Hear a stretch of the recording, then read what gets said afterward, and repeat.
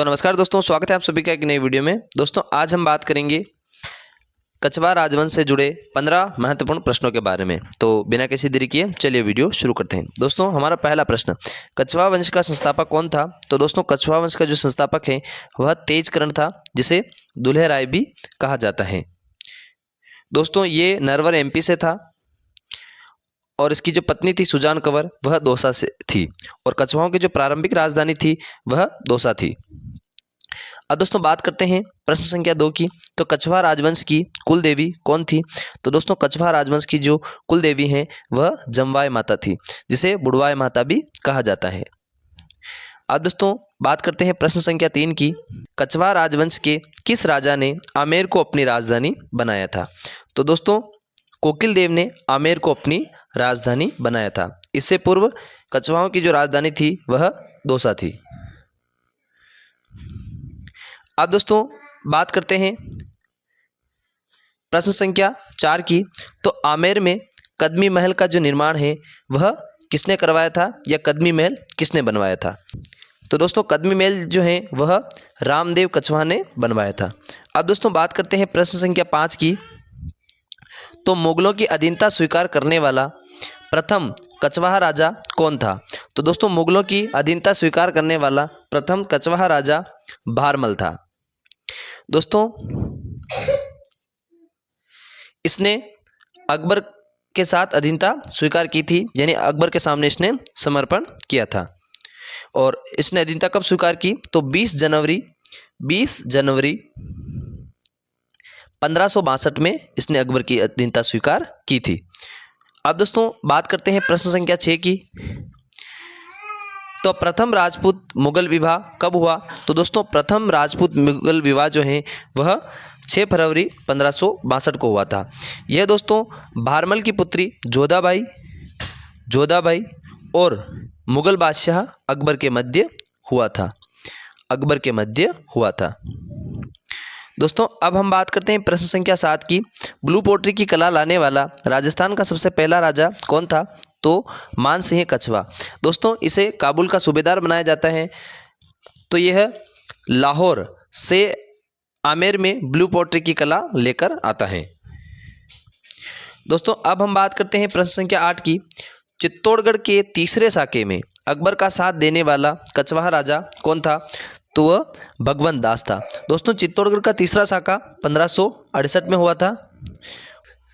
इस साके में चित्तौड़गढ़ पर जो है वह अकबर ने आक्रमण किया था, और उस समय उदय सिंह जी चित्तौड़गढ़ छोड़कर चले जाते हैं, और चित्तौड़गढ़ का तीसरा साका होता है। उस समय भगवंत दास अकबर के साथ था।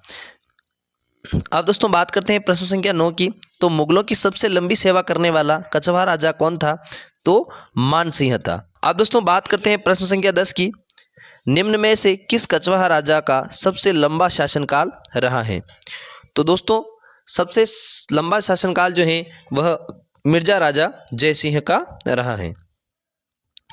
अब दोस्तों बात करते हैं प्रश्न संख्या 11 की। औरंगजेब की ओर से पुरंदर की संधि करने वाला राजा कौन था?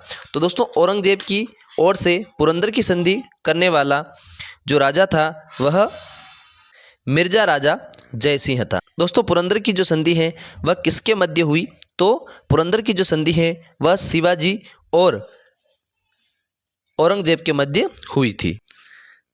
दोस्तों अब हम बात करते हैं प्रश्न संख्या 12 की।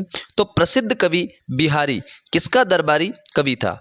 तो दोस्तों प्रसिद्ध कवि बिहारी जो है वह मिर्जा राजा जयसिंह का दरबारी कवि था। दोस्तों ऐसा कहा जाता है कि इसके एक एक दोहे पर मिर्जा राजा एक एक असरफी दिया करता था। दोस्तों प्रश्न संख्या 13, देबारी समझौते में भाग लेने वाला कछवाहा राजा कौन था? दोस्तों देबारी समझौते में भाग लेने वाला कछवाहा राजा जो था वह सवाई जयसिंह था। दोस्तों अजीत सिंह मारवाड़ की ओर से था और अमर सिंह द्वितीय मेवाड़ की ओर से थे। दोस्तों अब हम बात करते हैं 14वें प्रश्न की। तो दोस्तों जयपुर की स्थापना किसने की थी? तो दोस्तों जयपुर की जो स्थापना है वो सवाई जयसिंह ने की थी। और दोस्तों बहुत बार पूछा जाता है कि जयपुर की स्थापना में जो इनके वास्तुकार थे, यानी जयपुर के जो वास्तुकार थे, वह कौन थे? तो विद्याधर भट्टाचार्य जयपुर की स्थापना के समय जयपुर के वास्तुकार थे। अब दोस्तों हमारा 15वां और अंतिम प्रश्न, हवा महल का निर्माण किसने करवाया? तो दोस्तों हवा महल का जो निर्माण है वह सवाई प्रताप सिंह ने करवाया था। दोस्तों इसके जो शिल्पी हैं वह लालचंद थे और इस हवा महल की कोई नींव नहीं है। इसमें दोस्तों 5 मंजिला हैं, ये 5 मंजिला हैं, 5 मंजिला। आई होप दोस्तों ये वीडियो आपको समझ में आया होगा। वीडियो समझ में आए तो लाइक करें, चैनल को सब्सक्राइब करें। और दोस्तों अगर आपने कछवाहा राजवंश से जुड़ा अगर संपूर्ण इतिहास नहीं देखा है तो यूट्यूब पर हमारी प्लेलिस्ट है, वहां जाकर आप देख सकते हैं। इसमें मैंने कछवाहा राजवंश के जितने भी राजा थे उसको आमेर के इतिहास के अंतर्गत समझा रखा है और हर एक राजा को पॉइंट बाय पॉइंट नोट्स के माध्यम से समझाया हुआ है। तो उसकी लिंक, उस प्लेलिस्ट की जो लिंक है वह डिस्क्रिप्शन बॉक्स में है, आप वहां से जाकर वो वीडियो सारे देख सकते हैं। मिलते हैं दोस्तों नेक्स्ट वीडियो में, तब तक के लिए जय हिंद, जय भारत, वंदे मातरम।